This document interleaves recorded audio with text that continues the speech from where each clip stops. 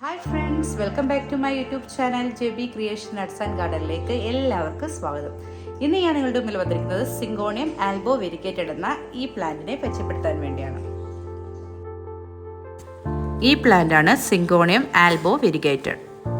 ഇവയൊരു syngonium വിഭാഗത്തിൽപ്പെടുന്ന ഒരു പ്ലാന്റാണ്. ഇപ്പോൾ മിക്ക പ്ലാന്റ്സിനും വെരിഗേറ്റഡ് വെറൈറ്റീസ് ഉണ്ട്. മ്യൂട്ടേഷൻ വഴി ചേഞ്ചസ് വരുന്ന പ്ലാന്റ്സ് ആണിവ. ജീൻ ചേഞ്ച് വരുന്ന പ്ലാന്റ്സിനെയാണ് വെരിഗേറ്റഡ് വെറൈറ്റീസ് എന്ന് പറയുന്നത്. മറ്റ് സിങ്കോണിയം പ്ലാന്റ്സിൽ നിന്നും ഈ പ്ലാന്റിനെ വ്യത്യസ്തമാക്കുന്നത് ഇവയുടെ ലീഫിൻ്റെ ഭംഗി തന്നെയാണ്. വളരെ മനോഹരമായ ലീഫാണ് ഇവയ്ക്കുള്ളത്. പെയിൻറ് കുടഞ്ഞ് പല ലീഫുകളുടെ പല അറ്റങ്ങളിലായും വിതറിയിട്ടിരിക്കുന്ന രീതിയിലാണ് ഇവയുടെ വെരിഗേഷൻ വരുന്നത്. ഫുൾ മൂണായിട്ടും ഹാഫ് മൂണായിട്ടും ഇവയുടെ ലീഫുകൾ വരാറുണ്ട്.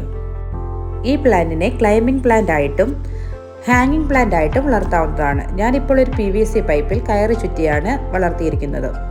ക്ലൈമ്പിംഗ് പ്ലാന്റായി വളർത്തുമ്പോൾ നല്ല ഹെൽത്തി പ്ലാന്റായി വളർന്നു വരുന്നതായി നമുക്ക് കാണാൻ സാധിക്കും. സ്പീഡ് ഗ്രോത്ത് ആണ് ഇവയ്ക്കുള്ളത്. 3 മാസം കൊണ്ട് തന്നെ പ്ലാന്റ് ഒരു വലിയ പ്ലാന്റ് ആവുന്നത് കാണാൻ സാധിക്കും. ഇവയ്ക്ക് ഡയറക്റ്റ് സൺലൈറ്റിൻ്റെ ആവശ്യമില്ല. എന്നാൽ അത്യാവശ്യം വെളിച്ചം കിടക്കുന്നിടത്ത് വേണം ഈ പ്ലാന്റ് പ്ലേസ് ചെയ്യാൻ. ആൽബോ വെരിഗേറ്റഡ് സിങ്കോണിയം എന്ന ഈ പ്ലാന്റിനെ മറ്റൊരു പേരിലും അറിയപ്പെടുന്നു. ഇവയെ ആരോ ഹെഡ് സിങ്കോണിയം എന്നും പറയുന്നു. ലീഫിൻ്റെ അറ്റം ആരോ ഷേപ്പിൽ ഉള്ളതുകൊണ്ടാണ് ഇവയെ ആരോ ഹെഡ് സിങ്കോണിയം എന്ന് പറയുന്നത്.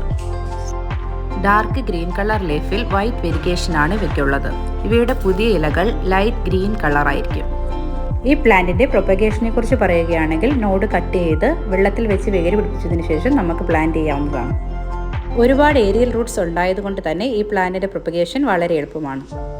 നിങ്ങൾ ആരെങ്കിലും സബ്സ്ക്രൈബ് ചെയ്യാതെ എൻ്റെ വീഡിയോസ് കാണുന്നുണ്ടെങ്കിൽ ഒന്ന് സബ്സ്ക്രൈബ് ചെയ്ത് തൊട്ടടുത്തുള്ള ബെല്ലൈക്കൺ കൂടി അമർത്താൻ മറക്കരുത്.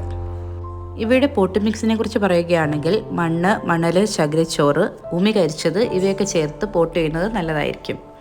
ഇവയുടെ വെരിഗേഷൻ നിലനിർത്താൻ വേണ്ടി നൈട്രജൻ കുറഞ്ഞ വളങ്ങൾ ഉപയോഗിക്കുന്നതാണ് നല്ലത്.